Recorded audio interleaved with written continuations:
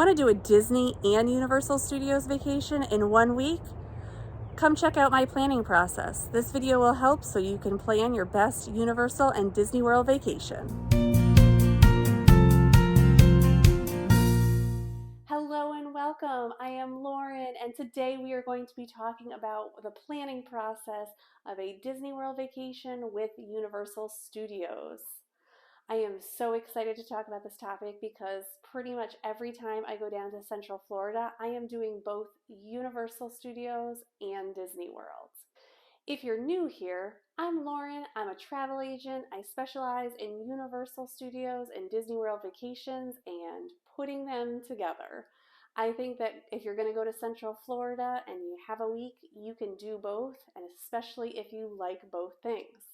Now, if you notice, I am wearing my special ears that are Harry Potter inspired. And if you don't know, Harry Potter is at Universal Studios, which is about 20 minutes away from Disney World, which is where ears come from for Mickey Mouse. So they don't technically go together, but I like them because I am both a Universal and a Disney World fan, and I don't think that your vacation limits you if you like one or the other or both. I think that anytime you go on vacation, it's your vacation. You can do what you want.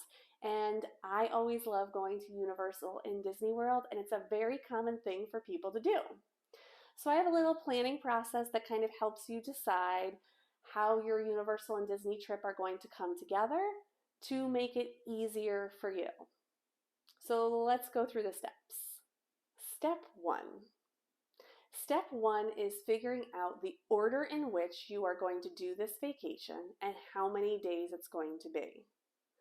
I typically say that 7 days is enough to do both Universal Studios and Disney World. However, 8 days is probably ideal for doing both.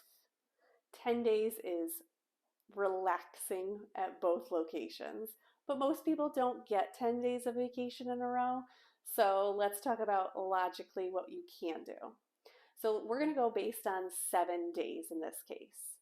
If I have 7 days to do my vacation, how many days do I want to do at Disney World? How many days do I want to do at Universal? The most common thing that I will say that people do is 3 days at Universal and 4 days at Disney World. And I will say that caveat is that Universal Studios might not be a full 3 days and Disney may not be a full 4 days, but it's pretty close. So once you decide, okay, we're going to do this many days at Universal and this many days at Disney, the next thing to decide in that first step is, how am I going to do my days? Do I want to start with Universal and then go to Disney? Or do I want to go to Disney and then go to Universal? Or do I want to be flip-flopping my days? So maybe like 2 days at Disney, then 1 day at Universal, 2 days at Disney, 1 day at Universal, or 2 days of Universal at the end. It kind of depends on what kind of traveler you want to be and how you feel most comfortable doing those things. As we get into step 2, it also might help you with picking that order and what's going to work best for you and your group or family. Step 2 is, where are you going to stay? So are you planning to stay at Disney the entire time and then travel to Universal? Or are you going to stay at Universal and travel to Disney? Or are you going to do a combination of both? It's all your call. It's whatever you are the most comfortable with, and it does not matter which one you do. What is important is that you understand that each one has its own benefits.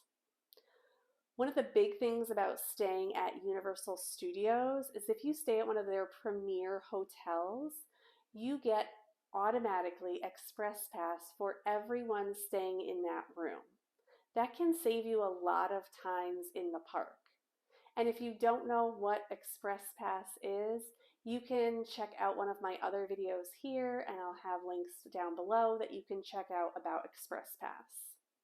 If we're talking about staying at Disney World, There are some benefits to staying on property at Disney World just in general when we're talking about dining. And if you're staying at one of the deluxe or deluxe villa resorts, there are some benefits for extra night hours if you're staying deluxe. So you want to make sure that you're weighing out your benefits when you're talking about where you're going to stay. For some people, they stay at Universal the whole time. Are accommodations that can sleep six for the least amount of money between Universal and Disney. And people find that this is where they want to stay because they can save money by staying at Universal. Other people like to stay at Disney the whole time. They just want that Disney bubble feeling, and they just want to be traveling back and forth between Disney and Universal. This is also very common if people just want to stay in one place. A lot of people will often pick Disney. Other groups will do both. They'll either start or end their time at Universal and stay at one of the resorts there, and then move to Disney, or vice versa. It depends on what kind of vacation you're looking for and what might work for you best. If you're someone who absolutely cannot unpack more than once, and it's going to be so much work for you to unpack, choose one hotel if that seems easier for you. Maybe you drove down, so you have a car, so you want to stay in one location and it's just easier to drive back and forth. Maybe money is a concern and you want to get the most bang for your buck, so staying at the least expensive hotel that will get you the most is what's most important to you. Other people want all the value and want all those premier and deluxe things that come along with staying at premier and deluxe resorts, and that is where they choose to stay. Or you might mix match both after seeing prices. It's your decision, but it's a big part of how your vacation is going to be managed and how much time things will take based on where you stay. If you like this content, I would love it if you press that like button and that subscribe button and bell for notifications so you can find out when there's more videos. Step 3, tickets. Tickets are something anyone could talk about between Disney and Universal. They make it more complicated sometimes than it needs to be. And I do have other videos on Disney World tickets and Universal Studios tickets up here. Let's talk about Disney World tickets first. Disney World tickets, you can have a base ticket or you can have a Park Hopper or a Park Hopper Plus option. I'm not going to talk about the Park Hopper Plus option. If you want to check out this video on the different types of tickets and the cost, you can go ahead and do that. Otherwise, base tickets mean that you can visit one park per day at Disney World, and a Park Hopper ticket means that you can visit multiple parks per day, starting in one park and then hopping to others after 2 p.m. at this time. There are 4 parks at Walt Disney World, the 4 main ones: Magic Kingdom, Epcot, Hollywood Studios, and Animal Kingdom. If you got a 4-day base ticket, you could go 1 day to each of those parks. Or you could do a Park Hopper ticket, which would allow you to go to the 4 parks in any order or mix and match them each of the 4 days. In this example, remember, we're doing 4 days at Disney World and 3 days at Universal. 7 days. You have to get there and you have to leave. My expectation is that you're flying in super early that morning and leaving super late on your 7th day. So your fly-in day, you'll probably get there, let's say at 11 a.m. and you could start hitting the parks. You can decide at this point which one is the most important to you that you would want to go to first, or that might not be a full day park. That's sometimes why a Park Hopper ticket makes a difference here if you're starting at Disney World. Maybe you're starting at Universal, so you know that you'll be able to get that ticket. You can get it done in 2.5 days at Universal. If we talk about Universal tickets, again, there is a 1 park ticket, so going to either Universal Studios or Islands of Adventure. Or you can get a park-to-park ticket, which allows you to go to Universal Studios and Islands Adventure in 1 day. Most people who are Harry Potter fans, like myself, do get the park to park ticket. There are Harry Potter aspects in both Universal Studios and Islands of Adventure.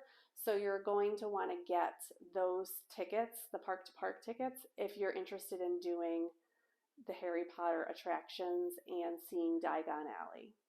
I always recommend, if you're concerned about getting enough done when you're at either Universal Studios or Disney World, is to get the tickets that either at Disney World allow you to park hop, or in Universal's case, if you get the park to park ticket, then you can go to different parks and then you're not worried like, I have to get everything done in this park in this day. It gives you a little more flexibility that, you just get done what you want to do in a day and then you leave and you can start the next thing the next day and figure out what it is you want to accomplish the next day. Step 4 is figuring out your goals in each park. Some people say that they're only going to Universal Studios just for the Harry Potter attractions, so they say, I can do that in one day. For other people, they say, I really want to take my time and I don't want to feel like rushed every day. So I really want to be able to enjoy what I have, so I don't want to rush through anything.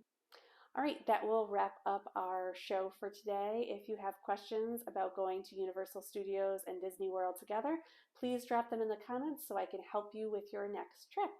And I will see you next time on the Magical Travel Adventure YouTube channel.